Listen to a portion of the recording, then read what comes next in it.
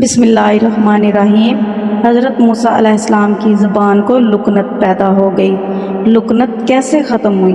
جب اللہ تعالیٰ نے موسیٰ علیہ السلام کو حکم دیا کہ فرعون کے دربار میں جاؤ اور اسے دین حق کی دعوت دو، تو موسیٰ علیہ السلام نے فرعون کے دربار میں جانے سے پہلے اللہ تعالیٰ سے یہ دعا کی، اے میرے رب، میرے سینے کو کھول دے اور میرے معاملے کو آسان فرما اور میری زبان کی گرہ کھول دے تاکہ وہ میری بات سمجھے اور مجھے بہترین وزیر عطا فرما۔ اس دعا کی وجہ یہ تھی کہ بچپن میں جب فرعون کو آپ علیہ السلام نے تھپڑ مارا تھا، اس نے آپ علیہ السلام کے آزمائش کے لیے 2 تشت آپ علیہ السلام کے سامنے رکھے، ایک ہیروں سے بھرا اور ایک دہکتے کولوں سے بھرا۔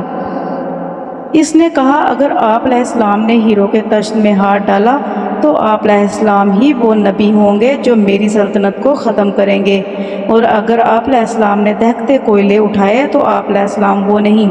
پہلی صورت میں اس نے آپ علیہ السلام کو قتل کر دینا تھا۔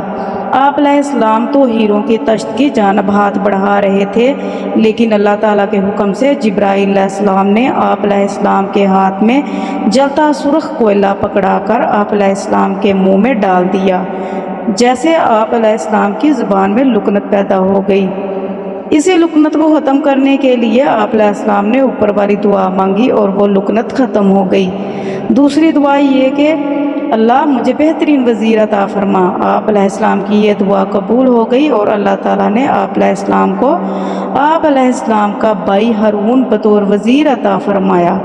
حضرت ہارون آپ علیہ السلام کے بھائی تھے اور آپ علیہ السلام کی پیدائش بھی فتنہ فرعونیت کے زمانہ میں ہوئی، لیکن اس دن پیدا ہوئی جس دن میں پیدا ہونے والے بچوں کو قتل نہیں کیا جاتا تھا، کیونکہ فرعون نے قوم کی التجا پر حکم دیا تھا کہ ایک دن بچے قتل کرنا اور دوسرے دن چھوڑ دینا۔